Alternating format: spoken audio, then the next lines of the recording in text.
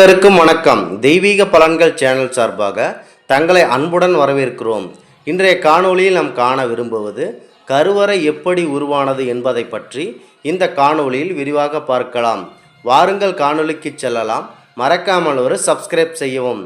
பொதுவாக நம் வாழ்க்கையில் பல கஷ்டங்களை நாம் சந்தித்திருப்போம்.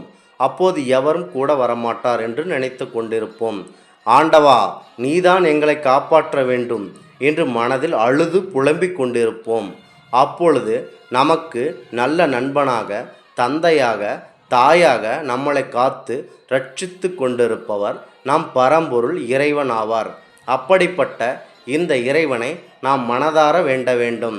அனுதினமும் மக்களுக்கு அருள் புரிவதற்காக இறைவன் காத்து கொண்டிருக்கிறார்.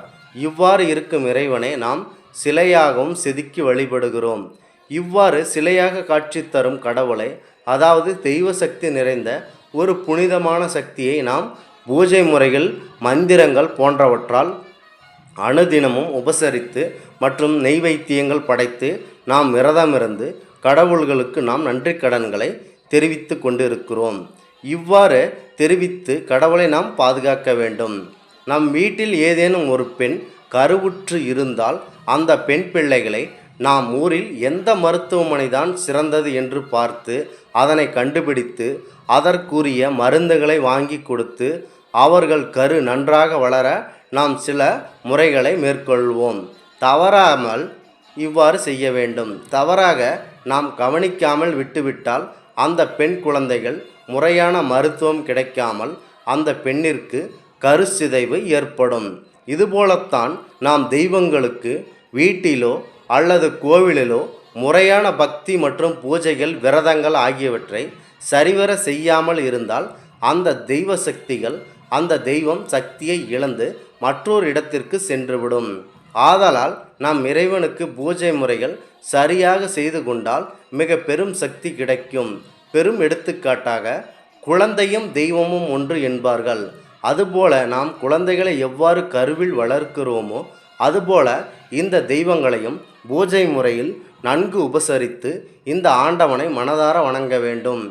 கோவிலின் அடித்தளமே குழந்தையும் தெய்வமும் ஒன்று என்ற பழமொழிதான் சிறப்பு பங்கு வகிக்கிறது. ஒரு பெண் கருவுற்று இருந்தால் 10 மாதத்தில் குழந்தை பேறு ஏற்படும். அதாவது கருப்பையில் இருந்து வெளிவந்து விடுகிறது அந்த குழந்தை. இந்த இறைவன் நமக்காக நாம் தினசரி அவரை வேண்டினால் நாம் அழைத்ததன் பேரில் நமக்காக வந்து நம்முடைய குறைகள் மற்றும் பில்லி சூனியம் போன்றவற்றை தீர்த்து வைக்கிறார். இப்படி இந்த சக்தி மொத்தமும் சிலையின் உருவில் மட்டுமே இருக்கிறது. இந்த சிலையில் இருக்கும் சக்தியானது வெளிப்படாமல் இருக்க எத்தனையோ கும்பாபிஷேகம், நித்திய பூஜைகள், மற்ற ஆன்மீக பரிகாரங்கள், இந்த ஆன்மீக சக்தி வெளியே செல்லாமல் இருக்க பல ஆன்மீக பரிகாரங்கள் செய்யப்படுகிறது.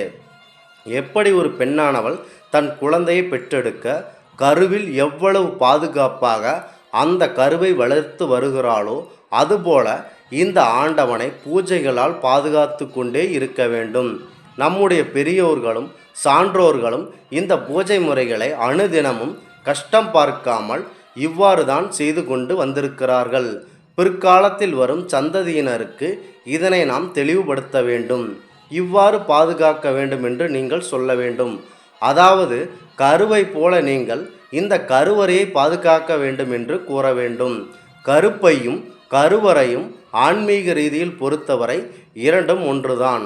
ஆதலால் தான் இதனை கருவறை என்று கூறுகிறோம். அதாவது ஆண்டவனின் சக்தியை கருவை போல பாதுகாத்து பூஜை முறையை கருவறை என்று சொல்லப்படுகிறது. இந்த ஆலயங்களில் பூஜைகள் மற்றும் பரிகாரங்கள் சரிவரி நடக்காவிட்டால் நாட்டில் பல்வேறு துன்பங்கள் ஏற்படும் என்பது மக்களுக்கு நன்றாகவே தெரியும். ஆதலால் நாம் இந்த பூஜை பரிகார முறைகளை நாம் தெளிவாக செய்ய வேண்டும்.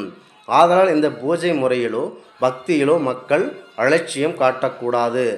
ஆதலால் கடவுளின் கடும் கோபத்திற்கு நீங்கள் ஆளாகிறார்கள்.